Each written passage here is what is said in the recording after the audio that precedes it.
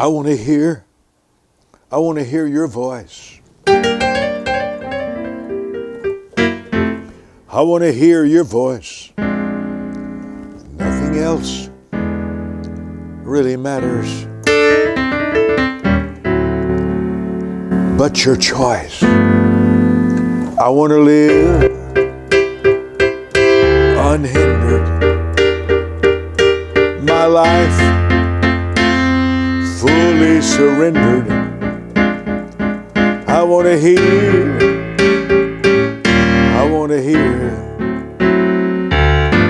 your voice. I want to hear your voice. Hear your voice. Nothing else really matters but your choice. I want to live unhindered. My life fully surrendered. I want to hear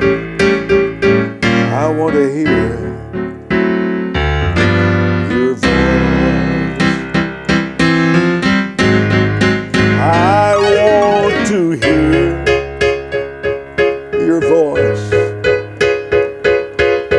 Hear your voice. Nothing else really matters but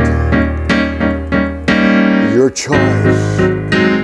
I want to live a life unhindered. I want to live fully surrendered. I want to hear your voice. When you talk to me, my whole world changes. When I hear your voice, I feel so free. I feel so free. Voice changes everything. A conversation changes everything. Countenance is a component in conversation. I've walked to a pulpit approximately 38,000 times as I recall my figures.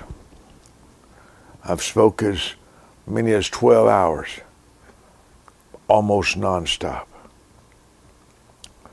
Started speaking publicly at the age of 8 years old on a Sunday night in Waco, Texas for my father. I preached in his tent crusade at the age of 10, the first 30 minutes before he spoke. At 15, I started crusades. Pastor Howard Holton in Houma, Louisiana, was one, if not the first place I ever held my first one-week crusade. My longest crusade has been 4 weeks in a row, and I would schedule 10 or 12 a year and go 1 month to every church.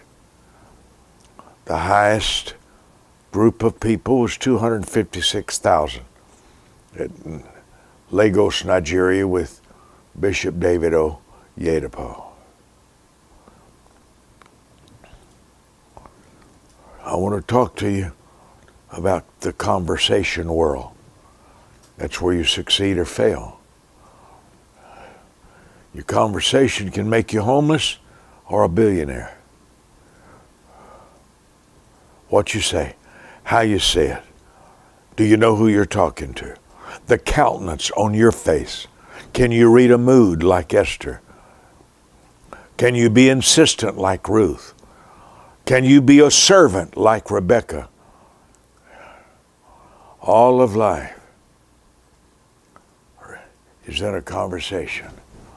A conversation to God can activate and authorize His involvement in your life. The way you talk to God influences His reactions, the swiftness of His interest in you. Everything is in talking. Some people say words don't matter. It's almost the only thing that does matter. I've heard people say words are cheap. Words decide the flow of every dollar bill in the world. Nothing cheap about words. Are there cheap words? Sure. But there's nothing cheap about words. Even cheap words, lying words, deceptive words are golden doors to discerning.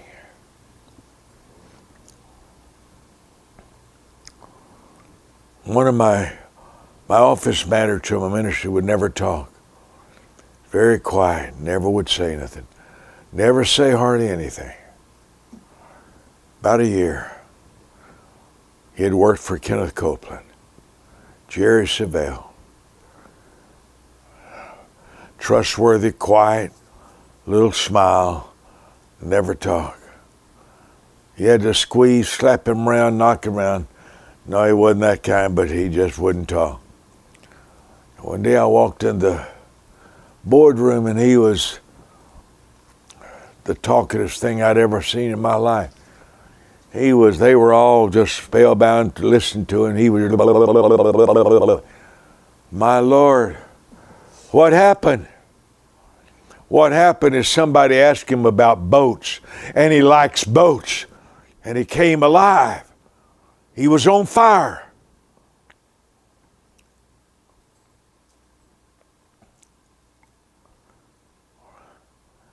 I didn't know he loved boats. When he left the ministry, he started a boat company in Atlanta, Georgia. When he started talking about something he loved, you couldn't shut him up. His eyes were on fire. His countenance was on fire.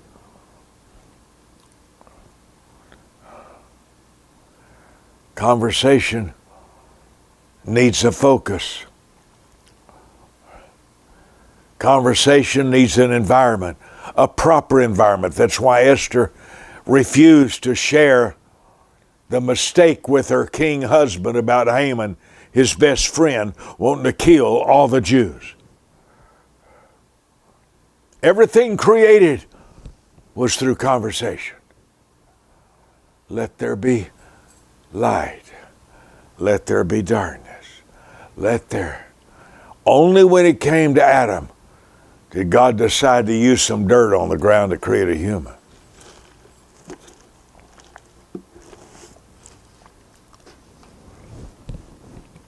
What you say can create trust.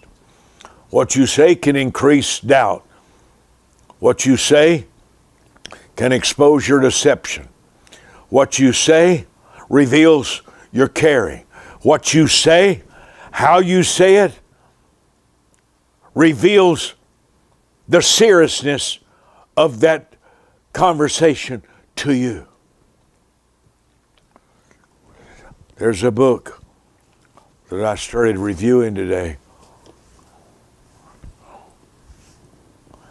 and I thought it so stirred me to talk to you about conversation.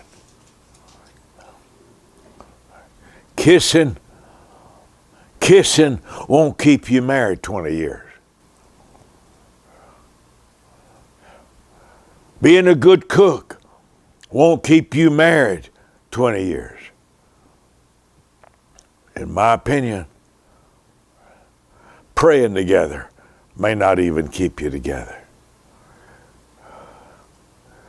The quality of a marriage is determined by the quality of conversation.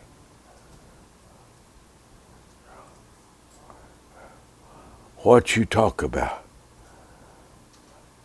your reaction to a conversation. I felt so stirred one day to call my 5 leaders over to Asian buffet restaurant. 5 or 6, they sat around me.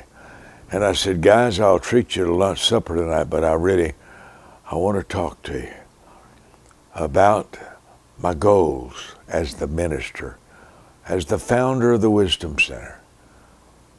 I want to talk to you about my dreams, my goals, my thing. And someone related to me was on staff, sat there on the end and began to send out Vibers, tweets, text, emails, and I could not believe what I was seeing.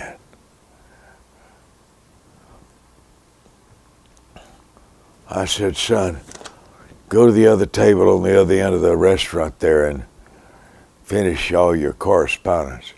Because when I talk,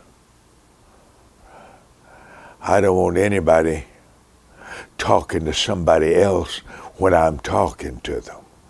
I don't do well like that. I'm a master genius listener. If there's anything in the world that I'm a professional at, if there's any admiration I have of myself, it's how close I listen to people. I've done it since childhood.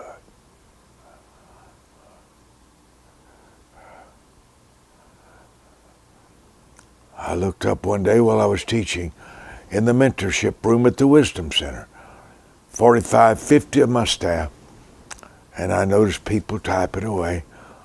I thought they were taking notes. And I stopped and asked. No, they were answering emails.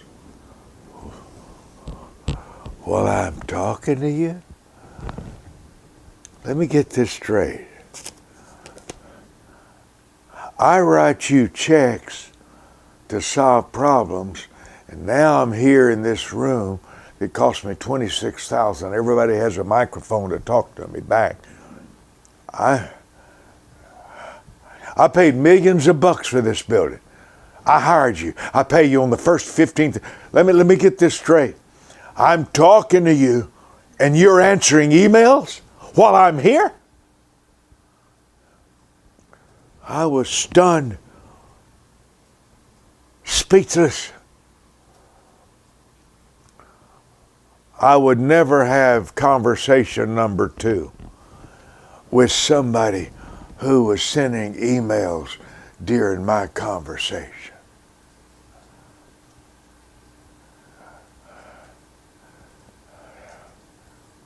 My words are not the only ones important to me. The words of others are equally important to me. So I bought 13,000 books. When Joe Biden talks, President Joe Biden, forgive me, I listen. When Ms. Harris, our Vice President, talks, I listen.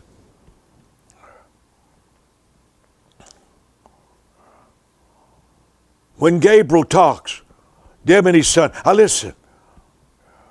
When Angel talks, I listen. He's 6. The moment anybody opens their mouth to me, I'm 1,000% there.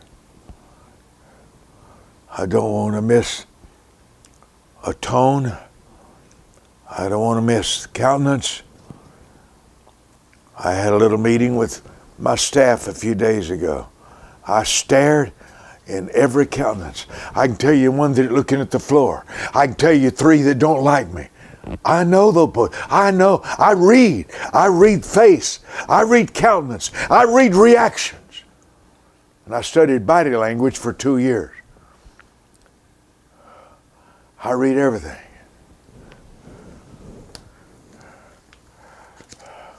The conversation words matter to me. When I talk, I expect to be heard. If I'm not understood, I expect to be questioned. If it's not clear, I prolong the conversation until there's no doubts whatsoever what I was talking about.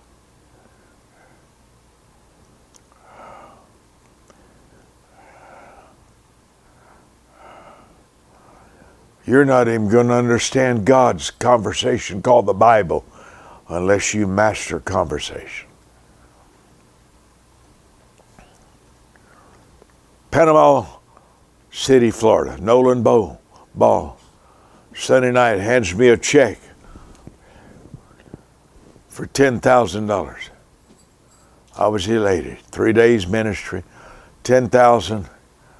And Monday at 10 o'clock, I was at a bookstore in Panama City, Florida. I didn't leave there till 5 o'clock, 6 o'clock in the afternoon. I was there about 8 hours. I spent the whole $10,000 on books.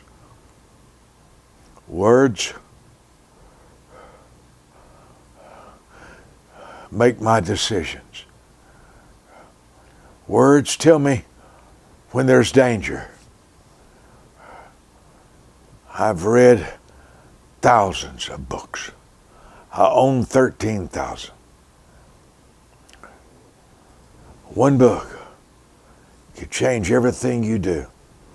One sentence in Bill Gates' book changed my whole ministry.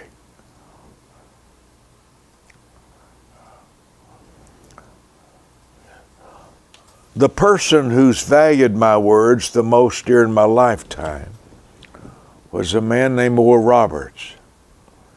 And he valued my words 100 times more than my mother and father valued my words. He's most memorable in my life for putting value on my words. He told me, he says, I've never met anybody in my entire ministry who cared so much about what they said. He said, maybe one, he thought, and he says, no, I've never met anybody in my lifetime. I remember one vacation he asked me to go on with the Oral Roberts family, and Richard and Lindsay, Evelyn. And Richard knocked on my door and said, Daddy wants to spend the day with you talking. He's waiting for you in another room. And I walked in, and he was sitting in a rocking chair with his legal pad, which he always wrote constantly when we were together many, many hours. Brother Mike, come in. I sat down. Brother Mike, start talking to me. And I said, what about? He said, anything. He said, every time you open your mouth, I know it's something God would say.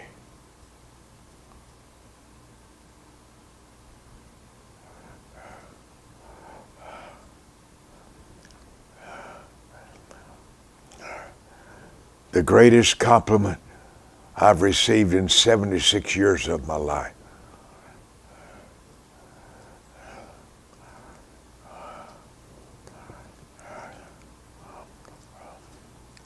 I don't remember everything I started, but usually I start talking to people about their goals and their dreams.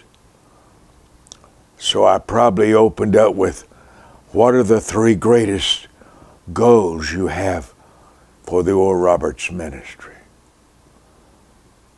I always open up to people.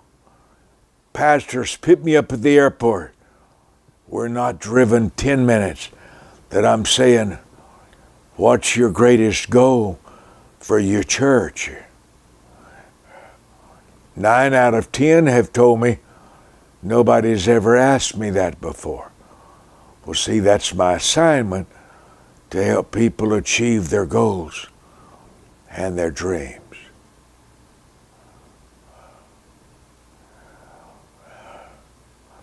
Pursuing, proclaiming, publishing the wisdom of God, enabling Christians to identify and complete their assignment for the Holy Spirit. It's my mission statement. Sometimes I will sit with the pastor and say, what's the one word theme of your ministry? I have to know what you're about before I can contribute. So, protect your world and make our conversation meaningful. A young man asked me the other day, he says, my goal is money. I came to the United States to make money. I said, so tell me the best problem you love to solve for people, because that's how you get money. You solve a problem, you create favor, and people pay you to solve a problem. There's nothing complicated about the money world.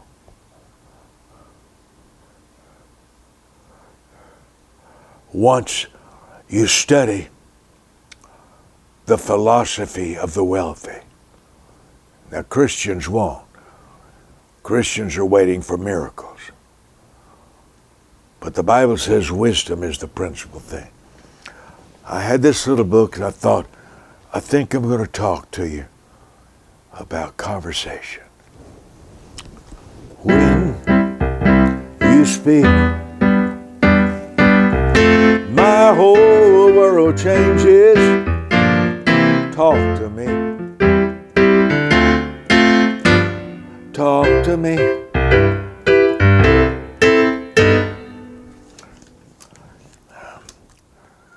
I dated a beautiful girl, Miss this, Miss America, Miss Teenage America, all that. Beautiful girl, sweet, loved God, integrous, preacher's daughter, but she wouldn't talk, so I could only be engaged to her for 3 weeks.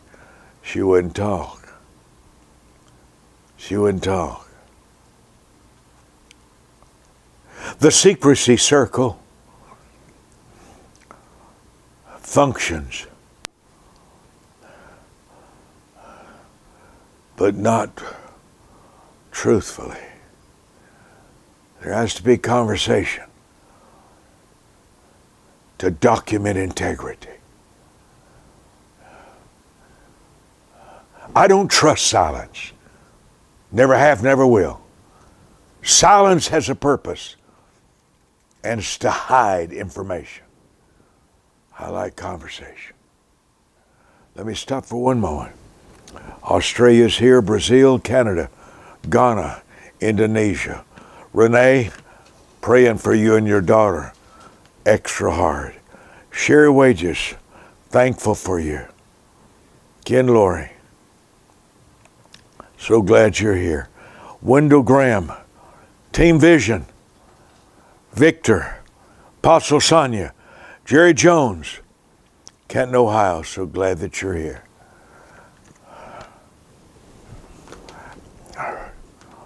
Conversation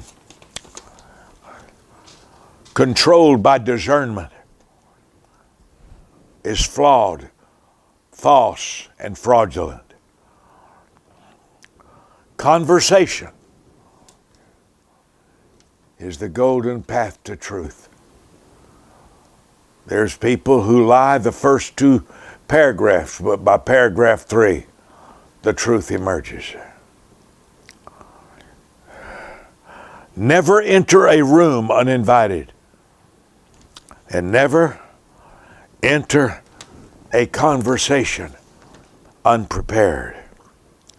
Conversation is the oxygen for trust. It's the oxygen for relationship. Without it, friendship is an illusion. Conversation births seasons, like Peter talking to the lame man. Conversation stop pain, like Jesus stopped it for the woman at the well. Conversations create miracles. Like Naaman's housemaiden speaking up about the value of dipping in Jordan 7 times. Conversations unlock love, like Ruth did for Naomi. And then Ruth brought her mouth to the house of Boaz and ended up his wife. Conversation decides what lives. An offense, love, marriage, a gift.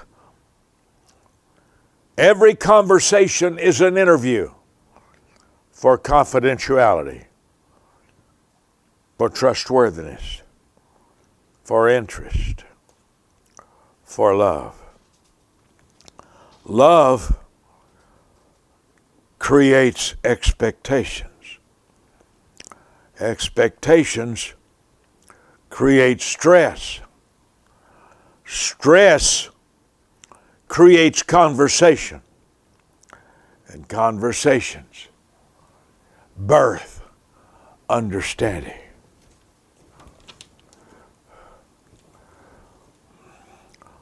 Conversation is an investigation to determine who really cares.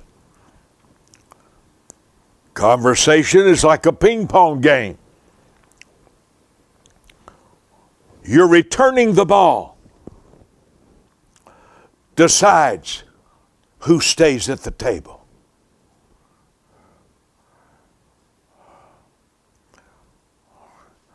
I have a section here on dating. A woman decides how a man feels, and that feeling determines their entire future together. My wife said one day, "Baby, what can I do for you?" I said, "Talk. Talk to me. That's what you can do for me." If a child asked mother, "Mother, do you want to help me?" Mother said, "What can?" "Talk to me, Mama." Silence is the assassin of love. Silence assassinates trust. Why are people quiet? The reasons are often legitimate. There's a reason people are quiet. My father was quiet because he had never been listened to.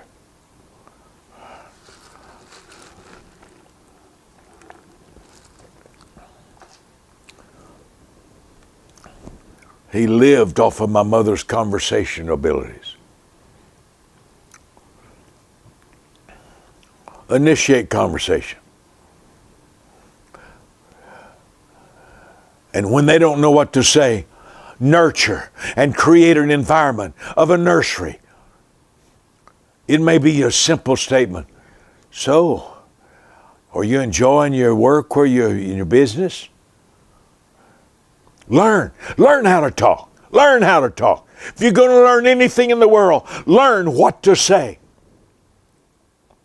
Learn reactions. Master the sound of caring and concern. Tone is part of conversation. Harshness is memorable for a lifetime. Sneering and sarcasm. There's a preacher I used to like. I don't like him anymore. I really liked him. He gave large seeds to my ministry. But he is becoming a walking monument of sarcasm. On Twitter, his sarcasm, he reeks with it. I don't see how in the world he's got a ministry past 15 minutes.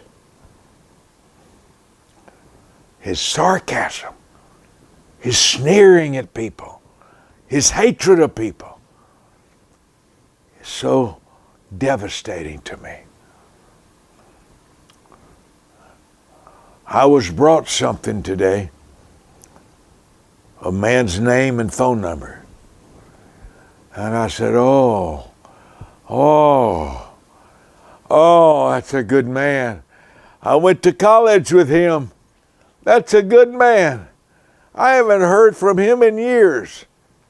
He was the president of a famous Bible college since we knew each other. And they said, you want to call him? I said, oh yeah. I was so exhausted. I didn't have any strength left, but I said, get him on the phone. As soon as I heard his voice, I said these words. I said, I know this voice. He said, Mike, I've been trying to get a hold of you. He's got the same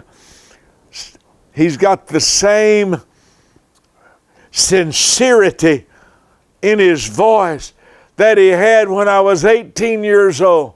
He was a year older than me in Southwestern College.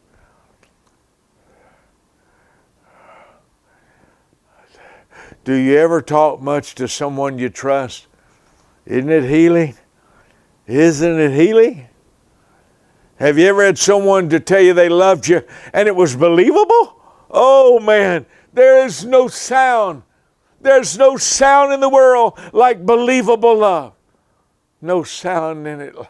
No sound in the world like it.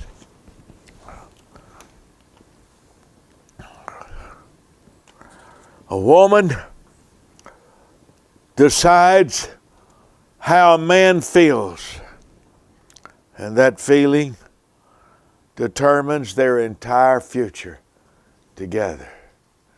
Why is there a divorce? Somebody forgot how to talk love, how to talk gently, how to talk with kindness, how to talk with the sound of caring.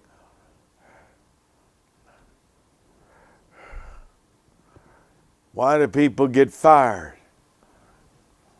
One of the smartest ladies I ever was around was my manager one time. There's nothing, she was brilliant. I'd known her for years.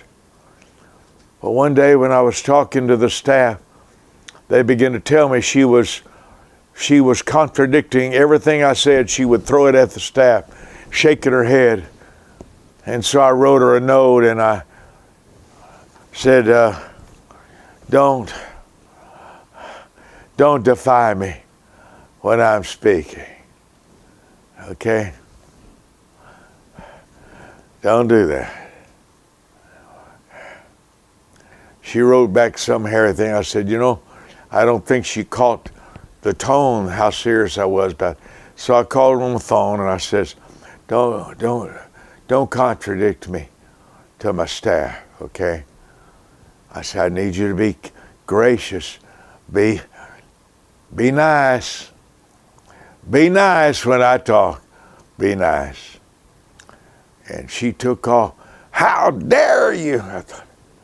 I couldn't believe. I couldn't believe. She was that idiotic. Her mind had snapped to talk to me like that. And I says, pick up your purse, pick up all your belongings, and walk out the front door of the Wisdom Center, and don't ever, ever walk back in the church again. I could not believe. I could not believe she was that stupid to talk to me like that. Do you know who you're talking to? Do you know who you're talking to? I had a relative sitting in my boardroom, and an email had come in from the city, and I looked at it, I said, are they saying we got to hire this particular contract, or they won't okay the repairs? And for some reason, he looked at me and says, don't read what's not in there. And he was relative, very related, blood related to me. I said, I'm not. I said, I'm saying, it looks like in this email to you that they're saying we've got to hire the guy they like to do our repairs here. Do you think that's what they mean? He said, you want to take this outside? He put his fist up.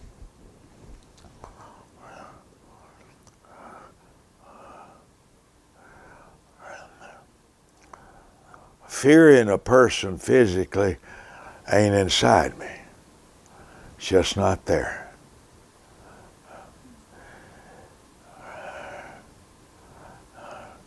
If you want to hurt somebody, it takes approximately 3 to 7 seconds to drive their nose into the brain. That's easy to learn through the martial arts. Being afraid of somebody physically is just not in my nature. And I looked at him and I says, do you know who you're talking to? And he said, do you know who you're talking to?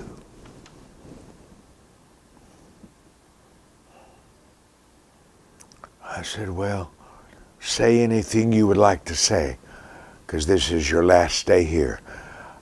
I just fired you. So anything you got on your mind, take your liberty to say, because this will be the last day you're on my payroll.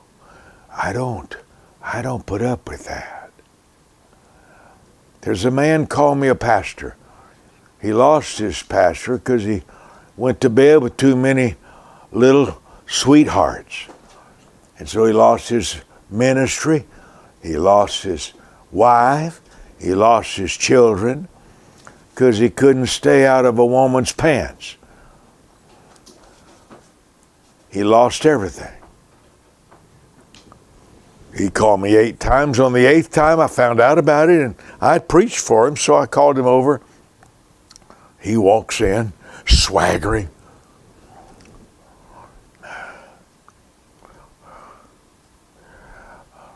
The swagger secures attention, but it doesn't secure admiration.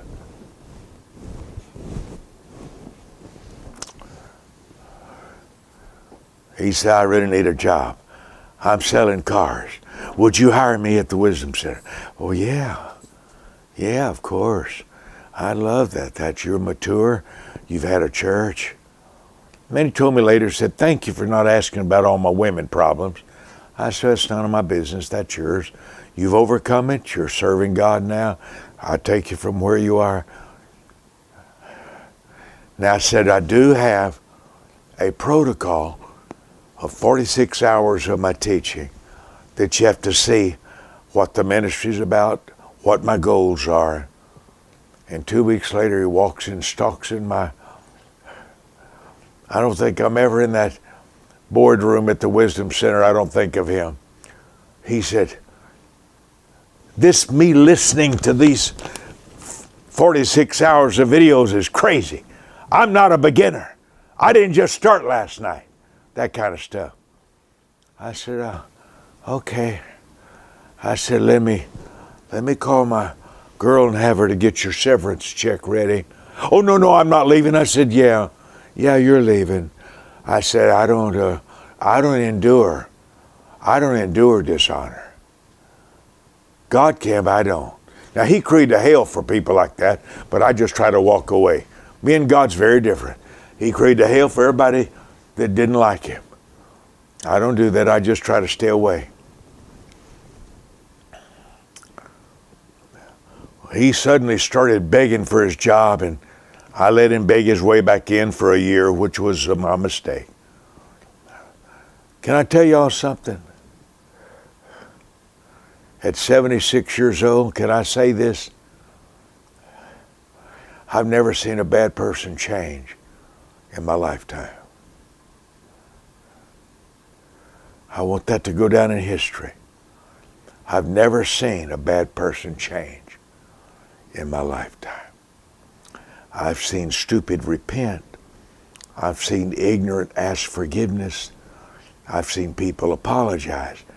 But I've never seen a bad person change in 76 years of preaching.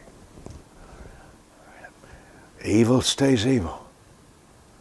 Evil stays evil. Ignorance doesn't.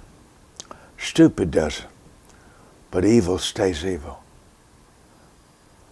I've often wondered, when I was 15 preaching, I was shocked and stunned It's why God didn't talk to Lucifer about his rebellion and defiance in persuading 1/3 of the angels to rebel against God. Evil doesn't change. Ignorant people change. Immature people can mature. People who make mistakes, but evil doesn't change. It's been the shockingest revelation of my whole lifetime. I wondered why Paul, who was a master communicator, why he couldn't talk Alexander the coppersmith into being kind. He says, Alexander the coppersmith hath done me much harm. Evil people don't change. You say, Brother Mike, I don't believe that. When you write your books, I'll write mine. You just write your books, I'll write mine. I haven't met one evil person, even in my bloodline, who ever changed. Could they? I don't know. I don't know. I just hadn't met one.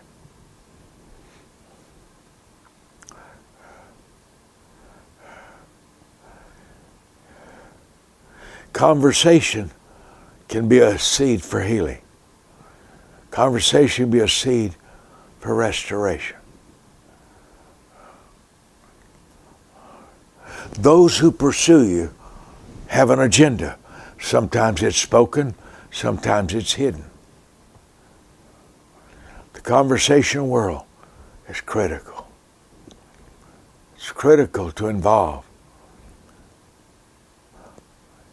I read the Psalms every day.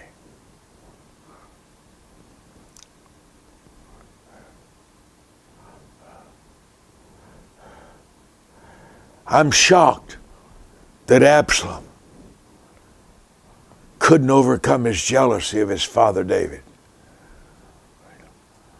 The inferior often know it. Inferior people who are not learned, who are not taught, who are not skilled, who fail, don't always admire the successful.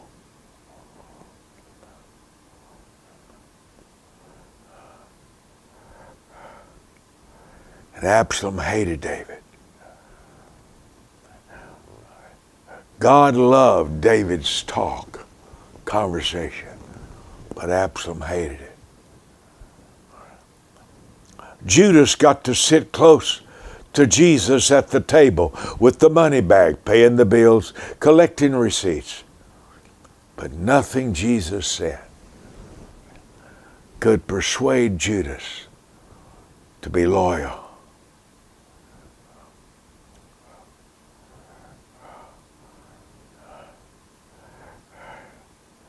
Conversation is a revealer. Ask questions. Listen carefully. Clarify a distortion that you hear. Ask the second time. Ask the third time. When you're not understood, don't say, did you not understand me? That's a Mike Murdock throw off. Say instead, maybe I didn't make it clear. Can I say it again? I want to be clear. If I'm not clear, tell me. Stop me. Stop me if I'm not real clear.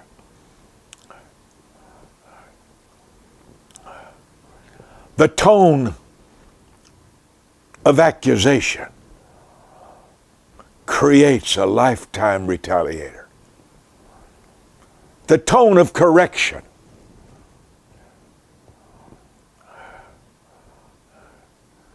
creates a lifetime retaliator.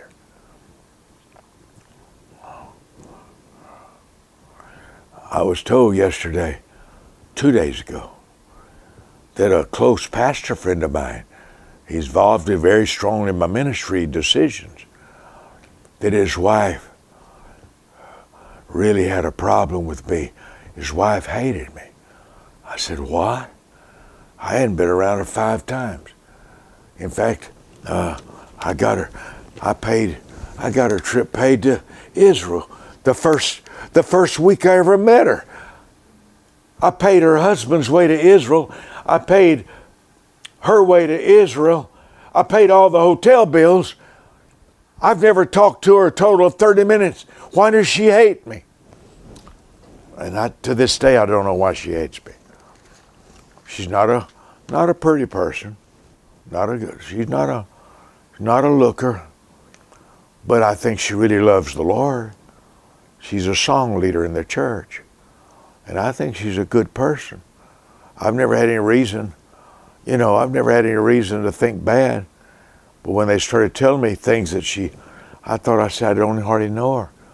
We haven't had 3 conversations in 20 years. I don't know what the problem is. Conversation is necessary for impartation.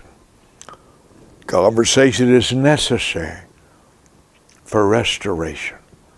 There has to be conversation.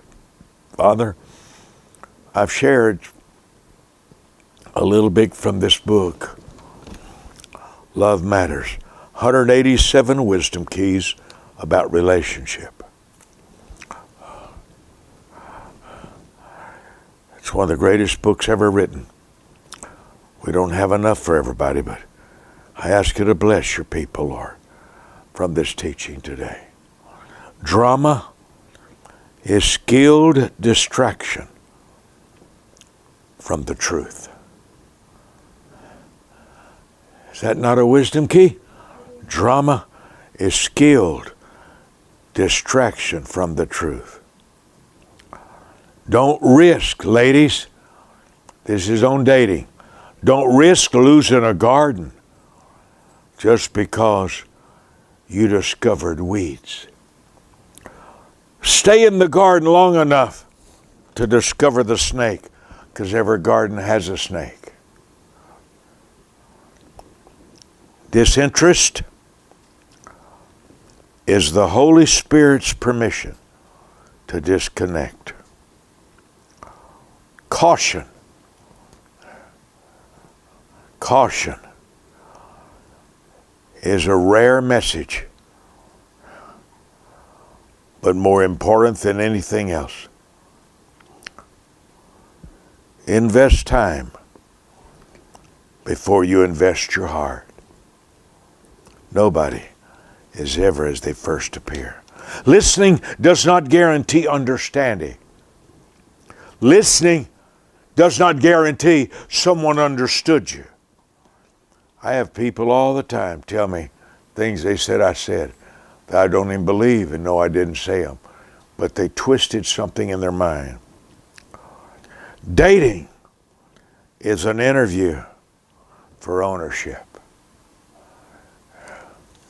I told my Christina a few days ago, I said, don't you forever forget, you own me. You own me. I want you to own me. I love you owning me. That's what marriage is about. It's about ownership. You own my heart, my desires. Makes a difference. Let me show you on the screen ways you can sow. Apostle Sonia said, Dr. Mike, you're very direct and the most loving man I've ever met. These are traits I love about you. You're authentic, and that's rare in this day. Apostle Sonia, not everybody loves directness, but I do. Can't make decisions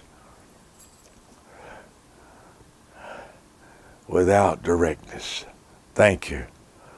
Ken Laurie, thank you. Zachary Shaw, had a good Thanksgiving. Cost me a lot, but it was good. Take life. Sheila, conversation with the right person is glorious. Georgia Thomas. Jacques, Sade Brown. David from Australia's here. I'm so glad y'all here. Sherry Wages, Renee, still here. Leanne Smiles, Danielle Willoughby. I want to say again, thank you for sowing into my world. Thank you for helping me stay on television as long as I can. Thank you for helping me on my radio bills in Israel. I teach an hour every Saturday in Jerusalem because of you. Can't thank you enough. Here's ways: MoneyGram, Western Union.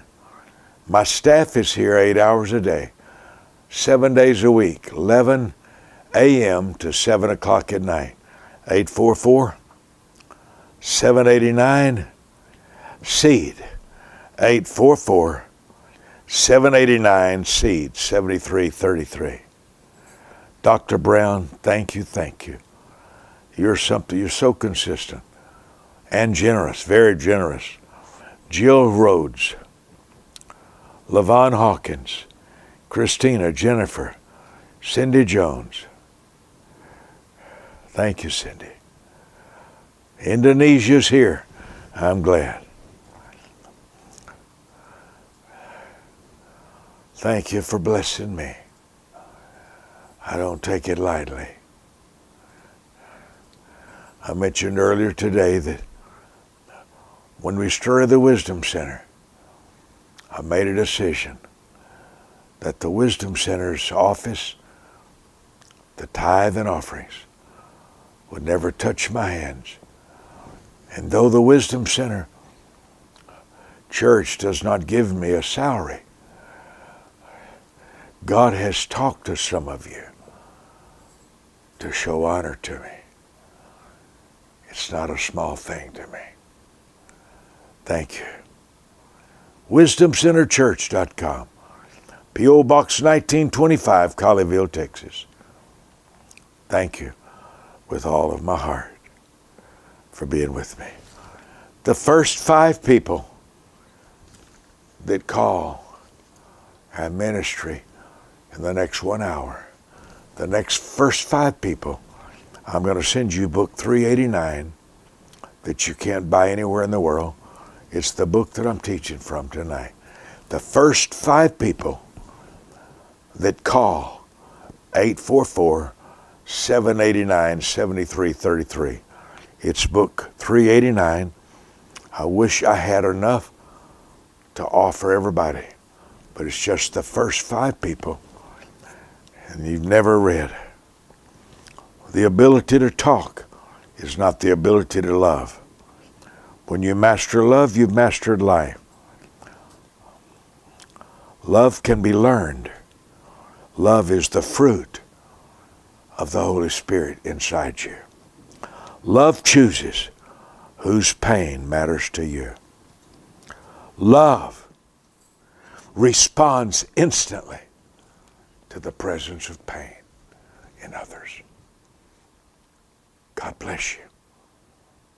God bless you. It's book 187, Wisdom Keys on Love. It's book 84, the first 5 phone calls. Good night, family. Love you, and I'm thankful for you. Good night.